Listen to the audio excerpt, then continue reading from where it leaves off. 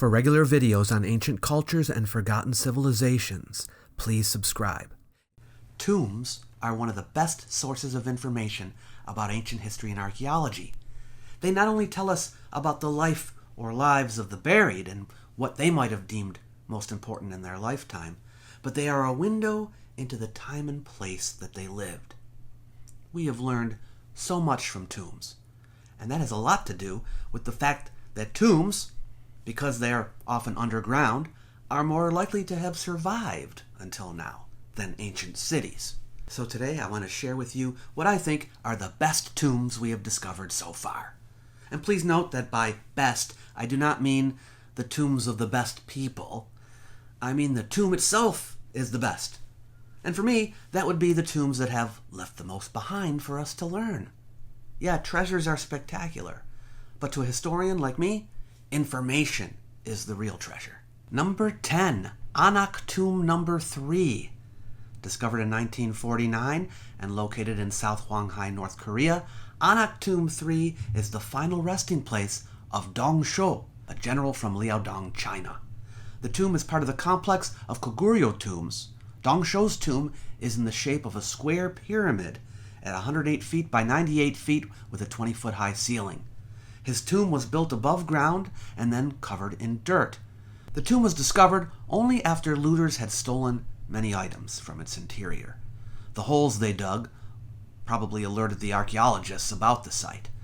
The tomb contains an epitaph that leaves the date 357 CE, the name of Dong Shou, and his age at death. According to the inscription, Dong Shou fled from Liaodong to Goryeo, the northernmost kingdom of Korea, to escape the Xianbei invasions of 336 CE. There were 3 kingdoms in Korea at this time, the other 2 being Baekje and Silla.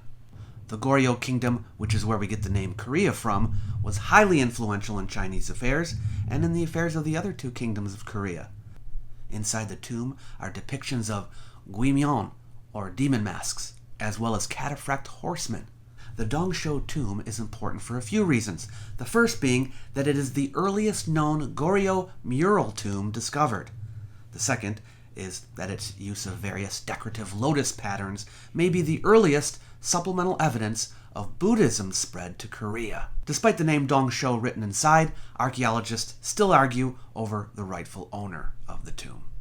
Number 9, the tomb of Soothes III. Located in Bulgaria, the mound of King Soothes III, also known as the Golyama Kosmatka mound, was discovered in what is known as the Kazaniak Hollow during the 1890s, along with over 300 mounds containing various Thracian archaeological monuments.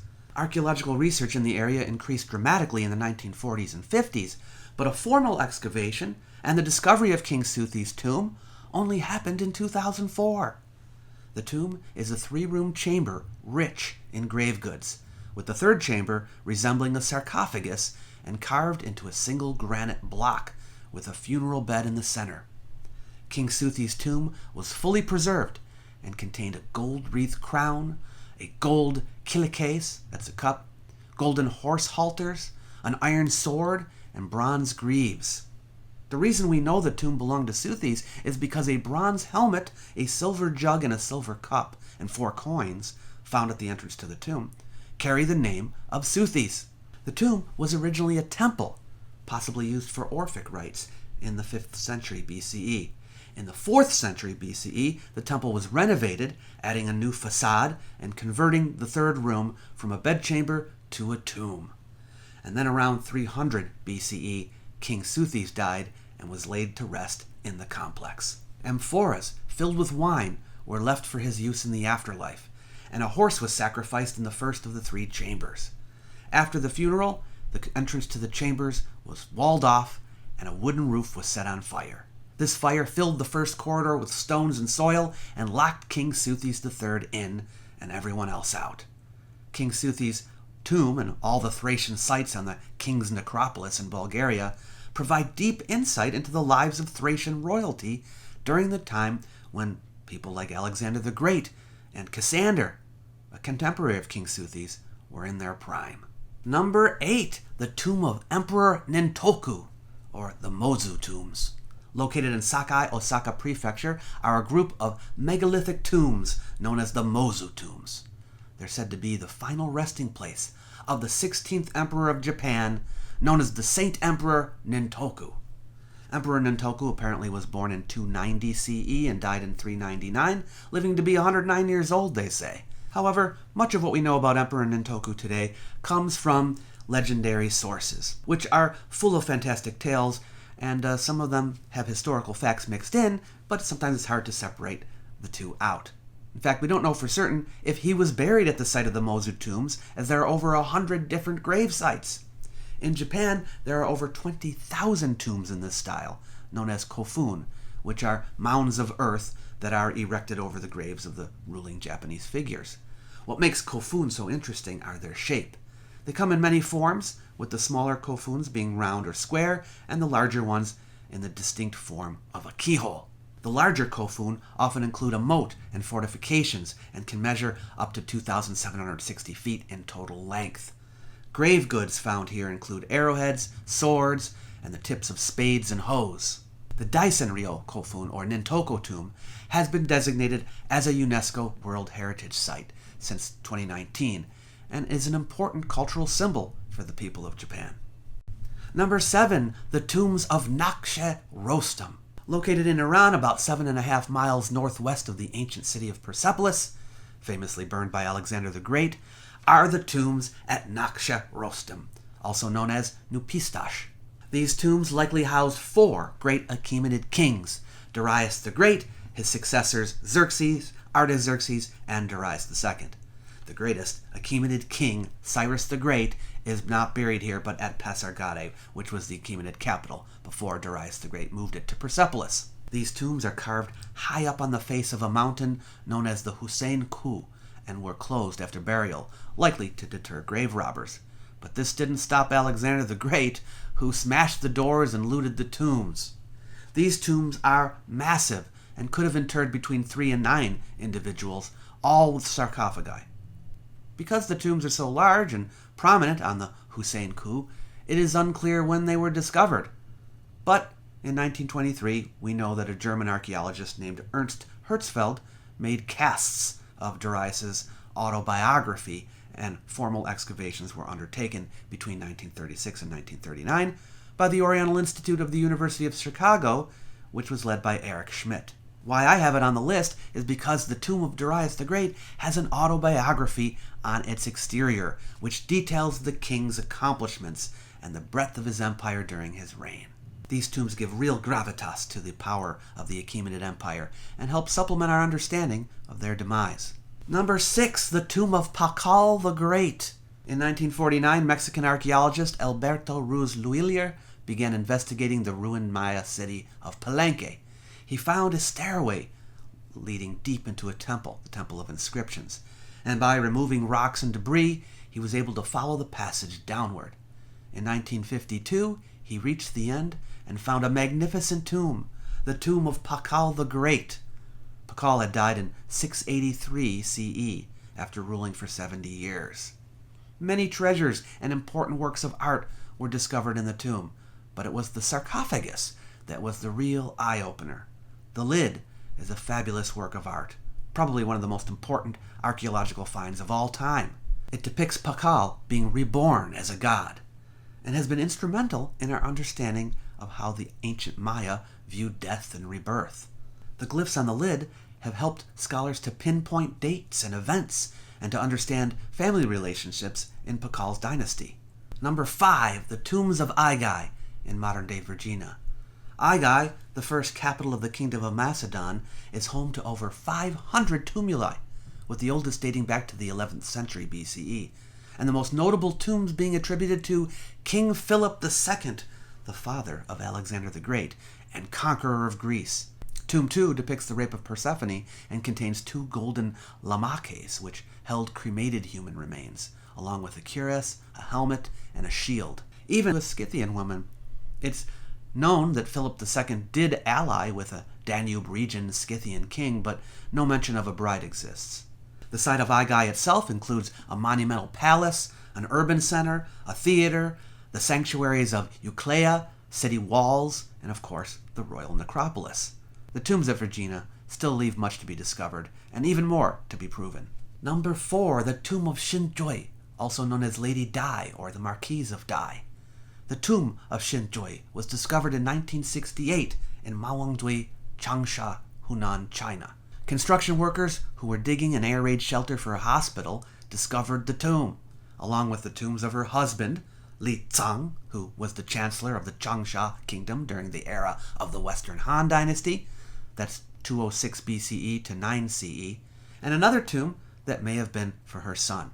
There is some mystery surrounding the discovery, as workers claim that when they stopped to take a smoke break, a blast of cool air which came from inside the hill they were digging lit up one of their matches, alerting them to the site.